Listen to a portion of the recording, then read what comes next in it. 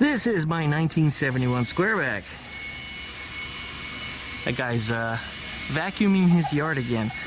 It's funny, I just hit the record button. He starts up his damn vacuum cleaner. I don't know, he put up a fence so I can't see him anymore, but yeah, he vacuums his yard. Anyway, we're gonna record even with the vacuum cleaner making all that noise. Yes, buddy, I see you. This is Pecan, the solar eclipse baby. He came over here because he heard my voice. But anyway, funny how life has these little developments where things just come up. I came out here and I started this thing yesterday because I started up periodically to make sure it's running. And I looked down and I said to myself, just what the hell am I going to do with this thing? We knew I was going to put it up on the bus frame way back when, but I had trouble getting the title from the owner. I bought the car almost 2 years ago, but the owner did finally come through with the paperwork. It's amazing that it took that damn long.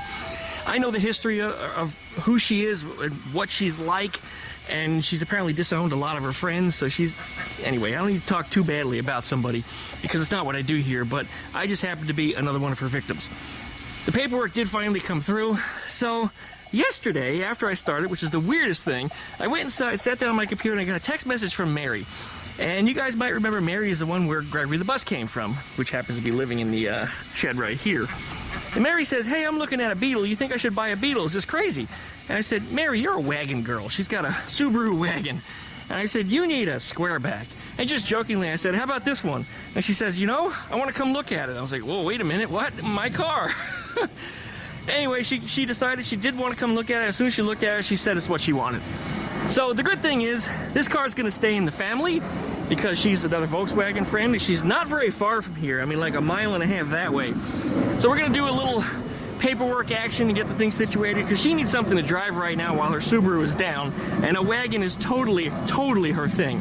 So I'm going to go around this car, I'm going to do some repairs on it, I'm going to do some things to it. We're going to get it running and driving so that way she has something, and later on this year when she turns around and she gets her Subaru fixed, then probably this thing will be coming back. And that's good because I could use the storage space right now, and while she has it, that would also be good for me because then she's going to do some fixes and some repairs to it, and she's going to enjoy this thing.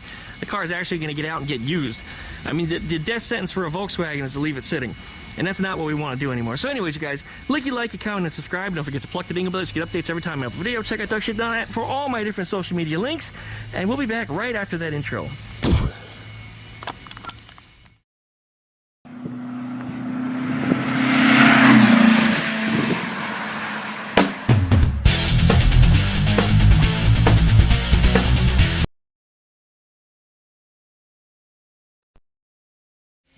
Alright, well, we're back. I got a bucket down here, and I'm going to get out my screw gun, and I'm going to start taking the screws out of this roof rack. The previous owner was taping everything here because these screw holes, and this is the terrible thing about these roof racks, they produce rust holes. In fact, it looks like the screws aren't even held in there anymore, but they produce rust holes in there. So what we're going to do from Mary is we're going to take his roof rack off. This is a OEM dealer installed option from back in the day, so this might actually be valuable to somebody, but with it leaking through the roof, we need to take it off, solve the leaks, and then maybe she can sell it or do something with it, or you know, whatever she's got in mind. So anyway, we're going to retain it, but it is going to come off of here. Look how loose it is. There must be more rusted on it than I think, but anyway, a lot of these screws have to come out. There are some that are attached to the roof. I think that one is. So anyway, we'll go around this thing and get it all taken out, get that thing off. We're going to make sure all the lights work on it. It's missing mirrors. There's no mirror here and there's no rear view in the center, so we're going to replace those. I think I have all the parts to do it. I have the hubcaps to this car, and otherwise everything runs and works like it's supposed to. In fact, this car starts right up. Despite having sat for the last several months, I do have a battery tender on it. That's what the extension cord is. It's always out here on the ground.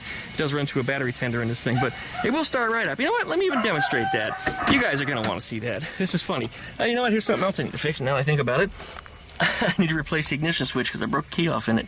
But you twist these two wires together, which gives us ignition, which I'm trying to do left-handedly. Go ahead, twist, right? And then this is a starter. Bring this over, touch, and it's running. And that's with a cold engine. And I kid you not, the engine is cold. See?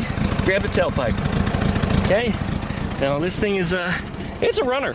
It is fuel injected, not carbureted. This is the only fuel injected Volkswagen I ever owned. And that was one of the reasons why I was interested in this car too, because it was something different. Not something I ever owned before, but this thing, it runs like a modern car. You just turn the key, or in this case, hotwire it. It just starts right up. You don't have to flog the throttle. You don't have to play with the choke.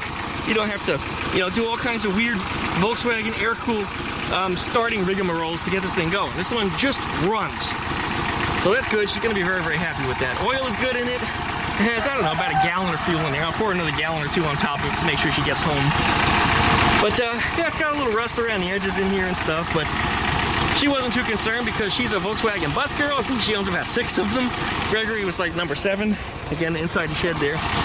And, well, this is just what she wanted. So I think it's going to work out for everybody. It gives me back some space. I'll actually get my money back for what I have into it. I could probably turn a profit on it, but Mary and I have exchanged a lot of Volkswagen parts, and she did some sewing services for a little while, so she helped me with covers and tents and things for buses, and it sounds like the bumper's loose on here. Actually, I think it's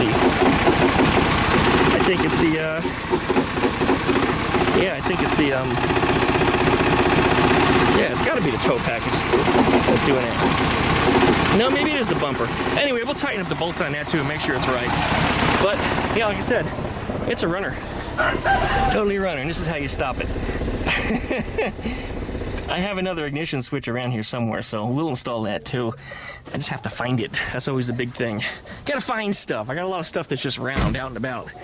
But let's go ahead and start getting that screw gun together here. Hello, Boomer. What you up to, buddy? There it is. So we'll go around this thing and take out them screws. So we'll be back in just a minute once we got them removed. Well, I got a little ahead of myself on this one because I started winding out screws and it didn't take me but like 2 minutes. Every single screw came out easy, or some didn't even need to come out because there's so much rust back here. At this lid, ready to come off of here just like this. All right, well, off it comes. Ooh, it's heavier than I expected it to be. All right. Off the roof. Let's get a look at that roof and see just how bad it is. Right in front of me, we got a pretty severe hole. And that's something that needs to be addressed because when you're driving a car, which might be in the rain, you're not going to want to have it raining on you. So it looks like we need to do a repair right here. Overall, the roof's not as bad as I expected. I really expected a lot of really severe holes. This isn't too bad. Let's have a walk around it. Alright, this hole is probably the worst. And of course it's right over the driver. So what we need to do is we need to cut a section out of this. It looks like it's going to be about 12 inches by about 8 inches or so. A nice square piece. It doesn't appear that this is bonded to this bow that's inside of here. And this bow is good because we're probably going to panel bond this, and that will help to hold the piece in place when I put it in here. So, good on that. There are a couple screw holes here and there. There's one like that. That's not a big deal. A little bit of Bondo in that will fill it up. This corner's good too. Clean off a little bit of rust. There's no severe holes, just screw holes there. Right over here, looks like we need to do a repair. But again, here's our bow, our reinforcement that's inside of it. So I got to cut a patch that's about 5 inches wide and about a 2-inch strip this way. Cut that out. We'll patch that up, a little panel bond, shove it in there. And here we got 2 holes. We got one here, which is a small one. But once you start cutting away at this rust, it's probably going to get a lot bigger. And then we got this one here. It's immediately in front of me. So this one needs to be addressed too. But that's not too bad. I honestly expected a lot worse. Looking for more screw holes in the middle. Here's one. And is that a whole rust hole? Yeah, it's a little tiny rust hole there. About a 1 inch by 1 inch. We'll fix that too. Is there another one there? Yeah, a little surface rust, but that's a screw hole, that's a screw hole. So we'll patch those up too. This shouldn't be too bad though. This is about an afternoon's work, and I've got some leftover panel bond in the last tube that I've got, so I don't have to spend out any extra money. So good, very good on this. And there it is with the kitty cat seats. Good, all right, and yes, we have a set of hubcaps for the car. There's one of them. I don't know why that was out from underneath the hood. I did replace this hood on it though, because the old one was rusted so badly along here that the latch wouldn't clasp anymore. And when the first time I drove it down the street on a test drive, the wind got underneath it and blew it right open. So, it didn't do any damage to it, but I mean, it was so messed up anyway, it didn't matter. But that kind of pale blue Squareback that I had here, not the sky blue one, which I still have here, I'm doing the carburetors on, but that pale blue one, I had the Delortos on it. when I replaced the side door for that guy, he gave me the hood off of his donor car, and I guess that was the payment for it, so that worked out for me. I didn't complain, I didn't ask for anything extra. I think everybody's happy after that, so that's how the hood is on there. But this car should be good to go. Just gonna patch up the things, like I said, go through the electrical, and just make sure the brakes work. I mean, they did, because you remember I did a whole video on that of going through all the brakes on the thing, and everything was fine after that. And in that bucket down below is all of our screws, which there wasn't very many. I mean, you could barely see them in there. There's hardly any screws at all. That rack wasn't held down by too much, but you know what? It looks a lot better without the rack on it. Everything's nice and streamlined. Boy, the planes are flying in the opposite direction today. But still, through the same traffic line right here, but in the opposite direction. All right, well, let's go ahead and start cutting up some patches. Well, start cutting out some holes first. I probably should cut a patch first, actually. Lay it over it, scribe the line, and then cut the hole a little smaller. Get our flanging tool out here, flange up a piece, bend it in place, shove it up in there. All right, well, there's where we are. I've got some sheet metal around here from a washing machine. That should get us started. If you've been with me for about the last 10 years or so, you'd know what color this is and what car this came off of. To say, this patch is actually a lot older than this car is. But anyway, this is what we're gonna patch up here. This is the patch that's going to go over it. Now, a drywaller taught me once that whenever you're gonna patch a wall, cut your patch out before you start cutting out your hole where the drywall is going to go. And the reason for that is because we'll take this patch, we'll lay it over this, we'll trace around it, and then we'll cut that whole size, or in this case, we're actually going to cut it 1/4 of an inch smaller the whole way around. So we'll draw our line, draw in 1/4 of an inch around, then cut, then this will get flanged, slipped in from the inside, and then glued into place using some panel bond. So this should work out nicely. This patch is probably a little big, maybe? You know what, I think we're going to go with it. We'll probably drop it down to right about here like that. And this metal actually does have a little bit of a contour to it. I have to bend it just a little more right here at the end, but otherwise it should patch in here pretty good. All right, so we'll get to tracing around this just like that. I'm just going to use a screwdriver to just scratch into it. Or I can grab my Sharpie and do it. That probably is a better idea, because you know what? I can't hardly see that. If it were bare metal, it would show up, but anyway. All right, we'll trace around that. We'll get our lines drawn.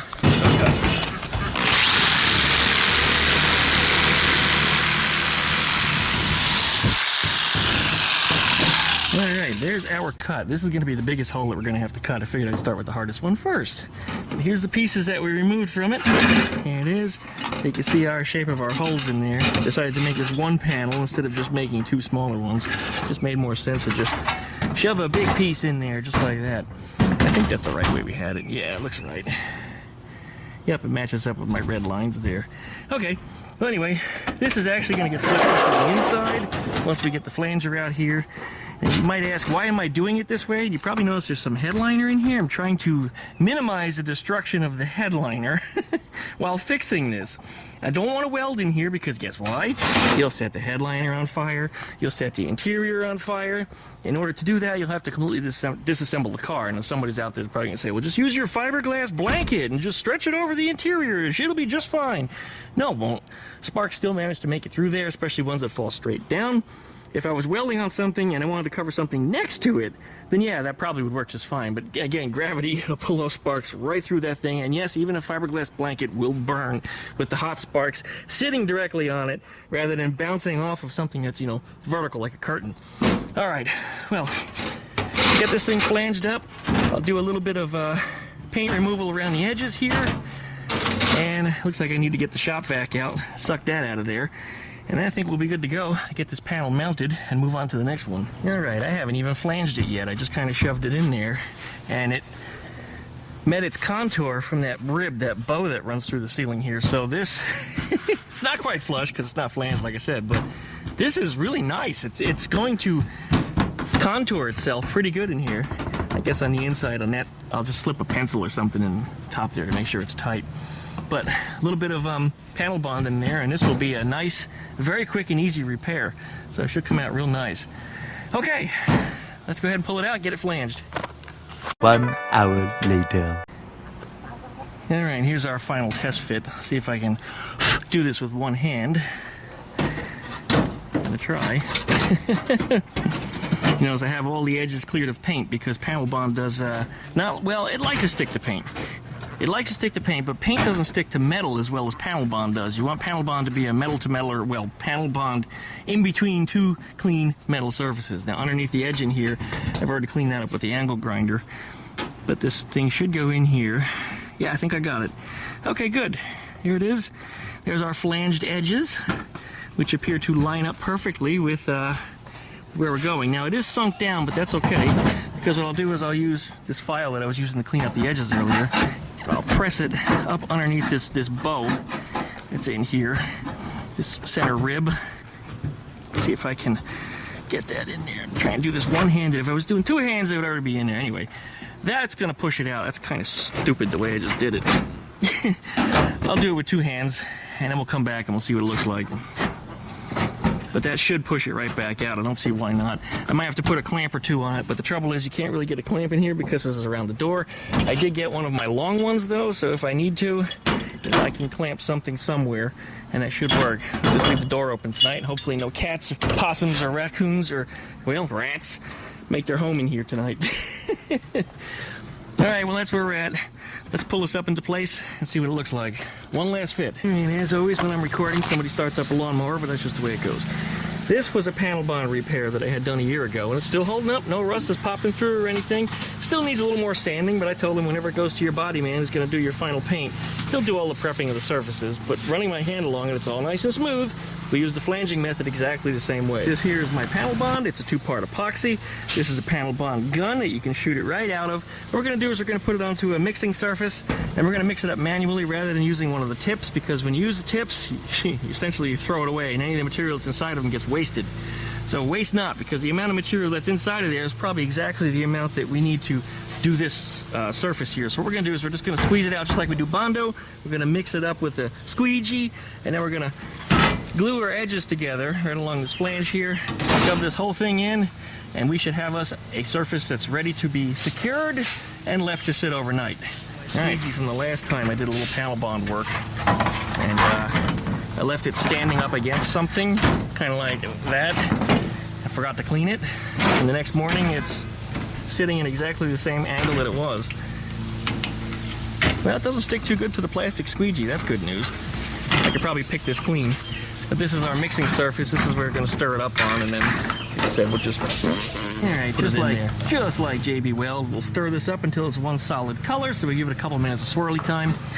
This has, I think, about 1 hour of work time. There's another model of panel bond from 3M that has a 2-hour work time on it, but this one is just a single hour. So I got 1 hour to put this panel in. Really, I need about 5 minutes. So we'll get this stirred up, and then we'll put it on here, and in it goes. Spread it on a little thick, and he just hit something with his mower and stopped it. Spread this stuff on a little bit thick. It's going to squeeze out from where it goes anyway, so do expect it to be a little messy. And anything that turns out to be large gobs will sand off, so not really much of a concern here. Just load it on. It looks like I mixed up exactly the right amount. I love when that happens, no waste. And I don't have to mix any again a second time either. Alright.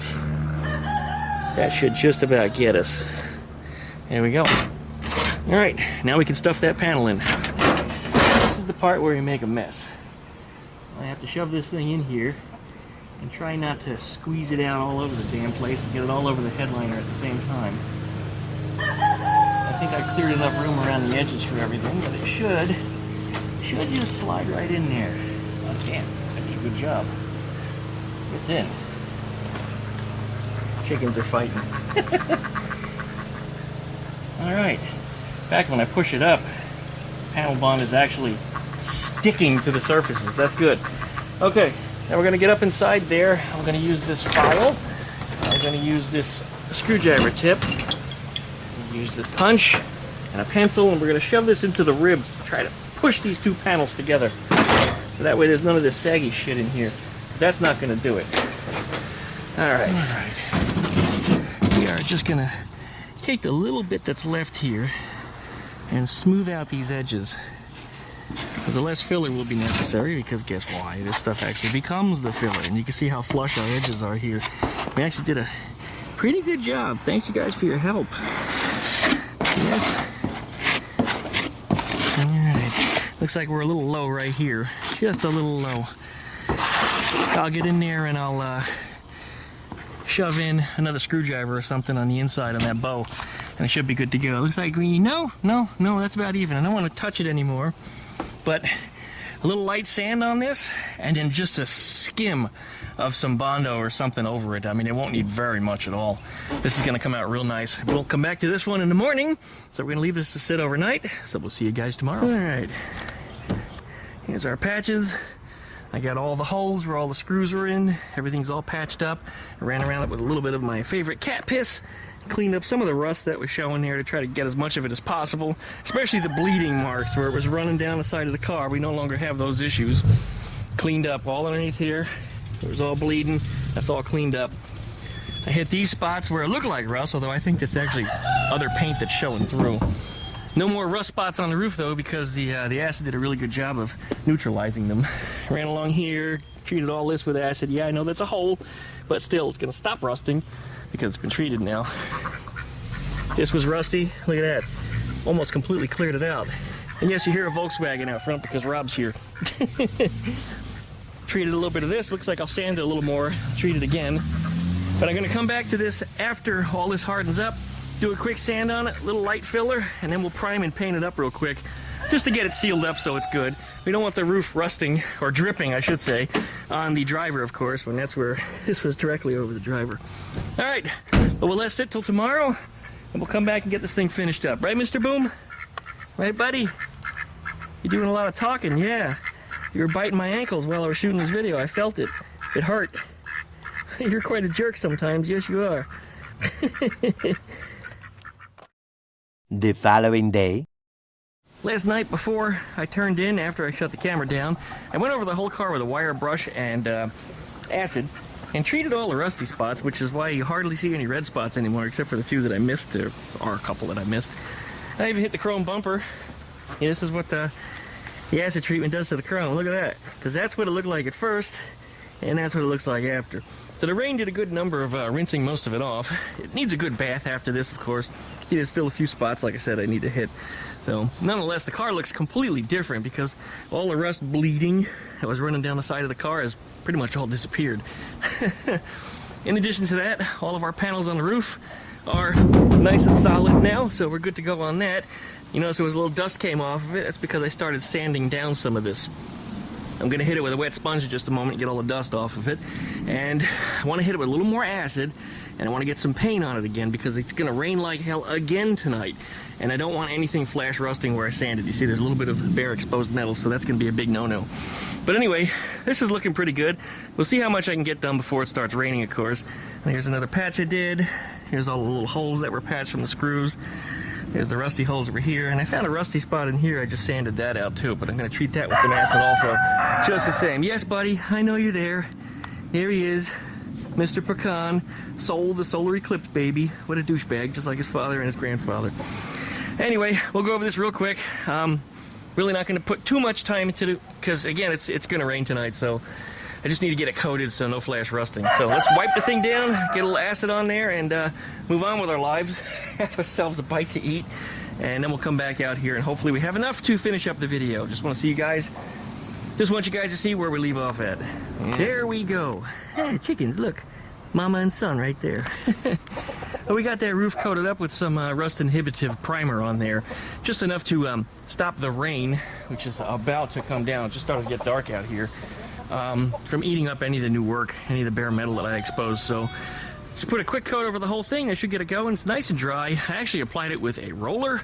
Now I know some of you are going to frown on that, but I mean, here we are 10-20 minutes later, it's already dry. So that helped tremendously because you could just kind of keep rolling it. It just dries as you're rolling it. Spray would have sat there for a bit. Thanks, buddy. Spray would have sat there for a bit and would have taken a lot longer to dry. But anyway, that should wrap up this video. So licky, likey, comment, and subscribe. Don't forget to pluck that dingle belly so you get updates every time I upload a video. Check out duckshit.net for all of my different social media links. And we'll be back, maybe with a little more on this car before it goes back to Mary. We'll see. Wish I had some flat black flat roof. It would have looked even better. I did have some flat black rust inhibitive paint, but I can't find it. Oh, well. Thing. A rear view mirror needed to be replaced. That one actually comes from a viewer. Sent me that like 5 or 6 years ago. I forget who it was, but thanks, guys. Really appreciate when you send me something special like that. And then the side view mirror, which we're going to install on here, actually comes from that ugly rat rod that my friend Rob has. We put some more modern mirrors on there, and that came out easier than I expected it to. I actually brought a wrench over here in case I needed it. Didn't need it. Alright, well, this goes on here like that. That goes on there like that. And then the whole mirror should screw right in.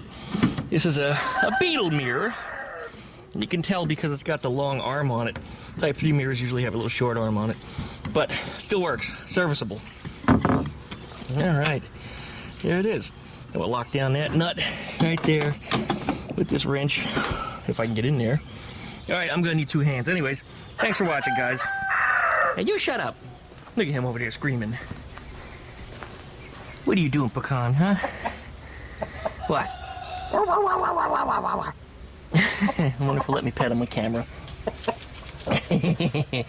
Alright, we go play. Anyway, real quick, I figure I'd cover this one in case anybody's curious, because someone on the internet's going to say something really stupid. No, I do have the key to this car. It's not stolen. I also have the title to it, so again, it's not stolen. But the key actually broke off. You can see how short the key is there inside the ignition switch. And while I can get it out of there, I still need a locksmith to make me a new key. So I just ordered a new switch. The trouble with it was the part number that's on here. It's stamped into it. Wherever the hell it is, there it is. When I looked that number up, it translates to a Brazilian part number, which I can't find one. This is a 71, and a 71, from what I was reading on some of the forums, is a 1 year only. That doesn't make any sense to me, because if I go and look at the parts at CIP1 or elsewhere, it shows 71 and up to some other years, but none of the switches resembled this one. This one more resembles a switch 70 and below. So I don't know what the hell I've got here. And also the part number of the ignition lock that's in here correlates to 71 and up. So I have some weird hybrid switch here that uses an earlier switch and a later column lock, which, I don't know, doesn't make any sense to me. So anyway, I'm going to get an earlier switch to it, which appears to look the same, and we'll see if it works. So I guess we'll see when that comes up. But otherwise, check this out. This is how we started. This is the key. Got our idiot lights. There they are. Fires right up every time. Gotta love that fuel injection. You don't have to flog the throttle or nothing. Alright, turn them right back off. Fantastic. Alright, that's going to wrap up our video today. Thanks for watching, everybody. See you next time.